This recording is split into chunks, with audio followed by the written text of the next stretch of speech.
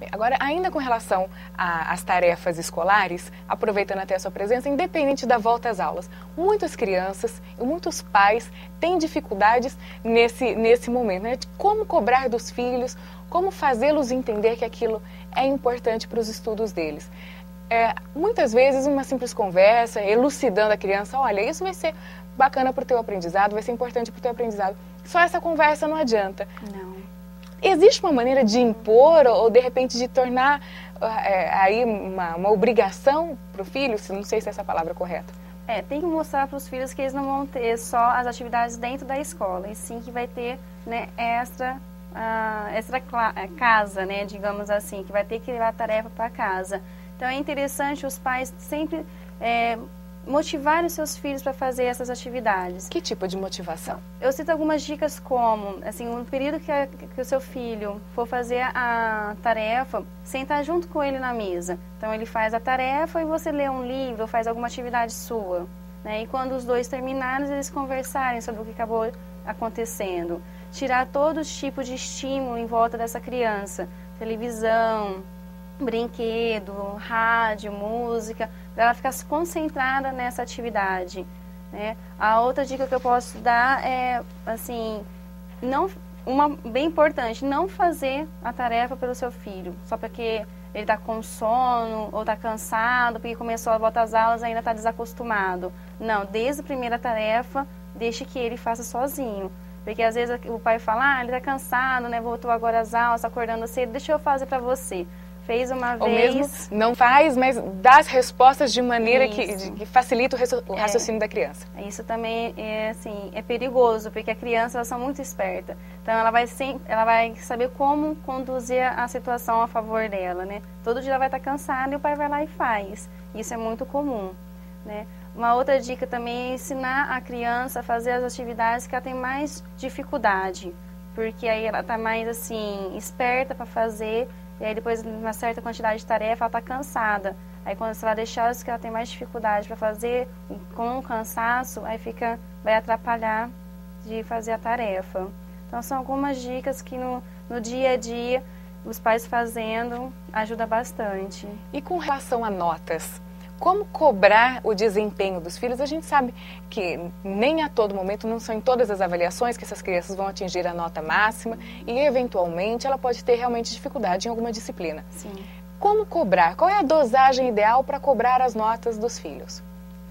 A dosagem é muito complicado falar qual que é, né? Porque isso é muito de pai, né? Da educação que cada um teve também com os seus pais em relação aos estudos. Mas exigir excelência é complicado. Ninguém é 100%, né? Então a gente tem que pensar nisso. Mas exigir que ele faça sempre, né, o mínimo, que é as tarefas, os trabalhos, o bom comportamento dentro da sala de aula e estudar para as provas é importante. E as chamadas aí premiações? Por exemplo, se cumpriu todas as tarefas, tirou uma boa nota na prova, a gente vai comer aquilo que você queria, a gente vai comer aquele lanche, tomar aquele sorvete. Isso é adequado, oferecer esse tipo de recompensa para a criança? É adequado, física. Mas é complicado, né, eu digo, porque assim, a criança ela só vai fazer em cima de uma recompensa, e quando os pais não puderem fazer a recompensa, né, cumprir, ou o pai estipula a recompensa porque ele sabe que ele tem a possibilidade financeira. Mas e quando a criança fala, eu vou tirar tal nota se você me der isso? E aí, como fica? Então, assim, tem que tomar cuidado com essas argumentações com a criança, porque às vezes você não pode cumprir e fica muito pior.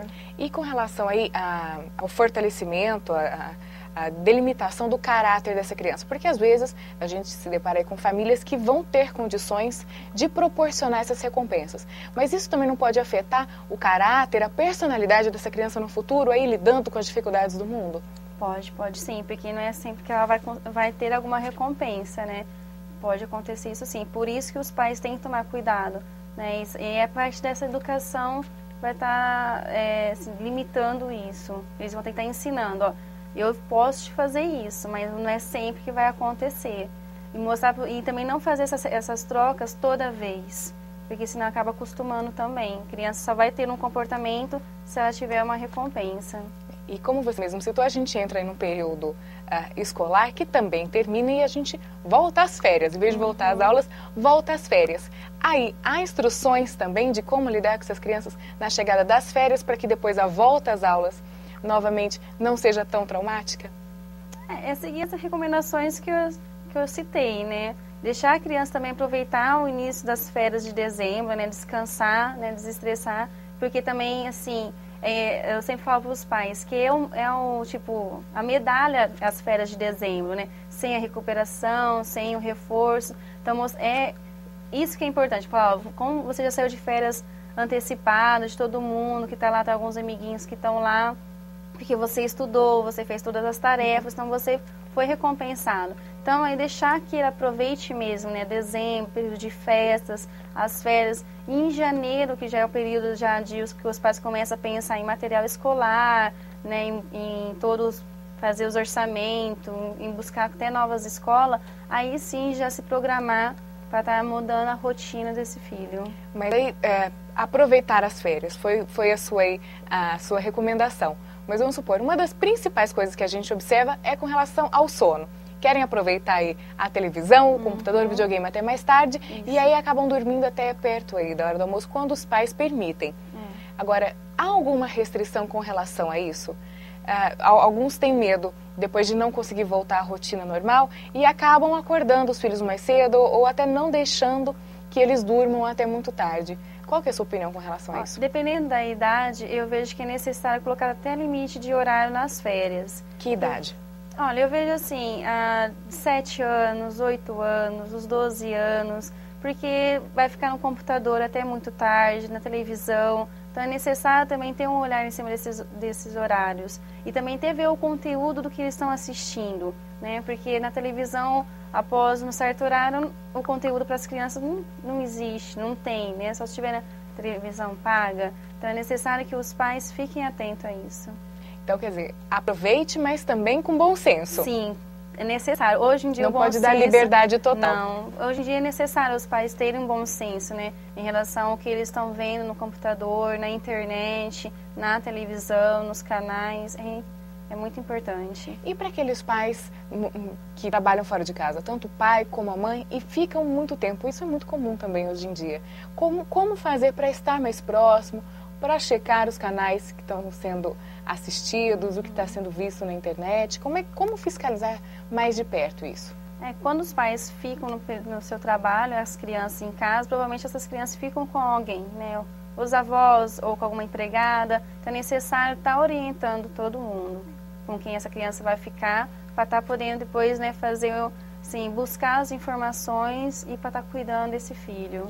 Mas essa atribuição de responsabilidade para o cuidador aí também é uma linha muito tênue de responsabilidade.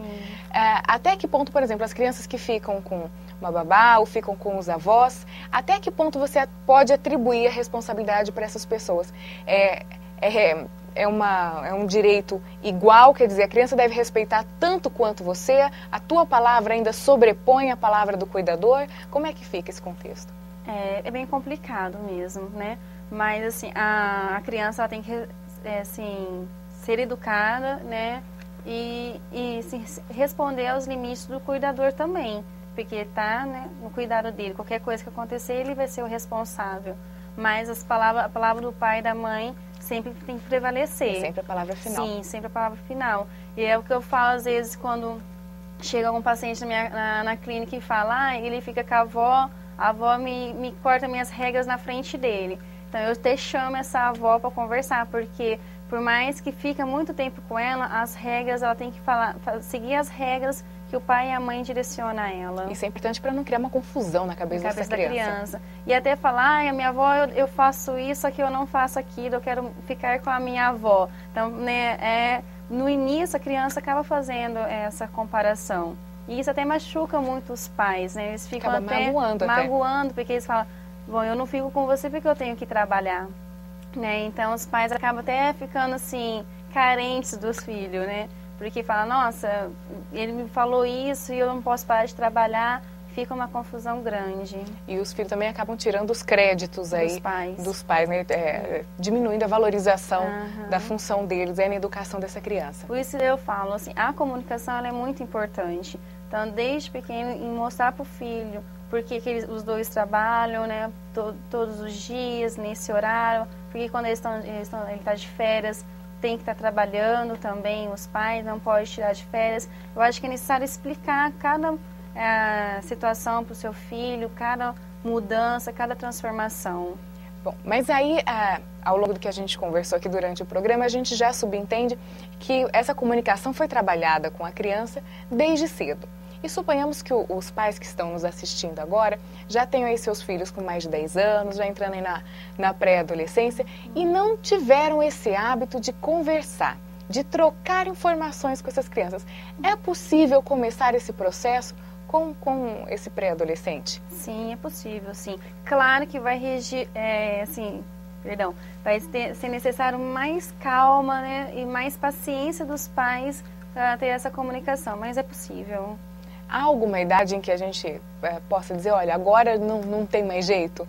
Quando ele entra na adolescência já fica mais complicado, né? Porque aí, depois dos 15 anos? Depois dos 15 anos, ainda mais hoje em dia, que os 15 anos, os adolescentes de 15 anos, né, de hoje já estão assim, se achando adultos, né, pré-adultos, então já fica mais complicado. Então, quer dizer, a fase ideal ainda é quando criança e na pré-adolescência ainda dá tempo de correr atrás, sim, e corrigir aí alguma coisa. E de mostrar a importância dos limites que são colocados, né, e de como que é o mundo aí fora. Agora, qual o momento em que os pais devem recorrer a um especialista para ter ajuda aí dentro de casa? Qual que é o momento chave em que os pais pensam, agora eu preciso da ajuda de um profissional? Uhum. Quando ele vê que ele não está conseguindo sozinho, aí é necessário buscar essa ajuda. Quando ele observa que o seu filho está com problema na escola de comportamento e também não consegue ajudá-lo, quando está com problema de dificuldade de aprendizagem, então é necessário recorrer a um profissional, principalmente dificuldade de aprendizagem, né? Assim que detectar, buscar uma ajuda profissional. Porque quando o aluno, a criança entende e observa que ela tem uma dificuldade escolar, ela acaba se desmotivando muito rápido. E isso afeta em relação à escola inteira. E às vezes nessa questão de dificuldade de aprendizado, os pais acabam recorrendo a professores, né, particulares, só para suprir uma questão de nota e o problema pode estar aquém dessa situação. Isso, com certeza. Aí procurar um especialista, um psicólogo, um psicopedagogo é o mais indicado nesse contexto. Porque nós fazemos uma avaliação, tanto psicológica como psicopedagoga. Então a gente dá aos pais uma resposta completa, além do que a pedagoga que vai focar apenas naquela matéria, naquela dificuldade, naquele conteúdo. E é claro, conversar com os professores dessa criança, né, para saber também fora de casa como é que está sendo a reação, o comportamento e os hábitos Os dela. pais, eles têm que acompanhar a vida escolar dos seus filhos, né? Acompanhar a agenda, acompanhar os recados na agenda, os bilhetinhos, ir nas reuniões, ir nos eventos. Tentar fazer esse acompanhamento é muito importante. E, se possível, tem pais que só fazem só no período que a criança está no maternal, no pré-maternal, no prézinho. Não, mas fazer quando ela estiver também na 4ª série, no 4º ano, no 5º ano, no 6º, até ela ver assim, que ela está mais independente, é necessário acompanhar. Bem, e aí qualquer dúvida, então, a gente volta a conversar numa outra oportunidade aqui na TV Câmara e elucidar outras questões para os nossos telespectadores. Tá ótimo, obrigada. Bem, se você tiver alguma sugestão para os nossos programas, envie o e-mail tvcamara@camarariopreto.com.br. E para acompanhar a grade de programação, você pode conferir no site www.camarariopreto.com.br. O programa de hoje fica por aqui, até o próximo Em Pauta. TV Câmara, o canal da comunidade.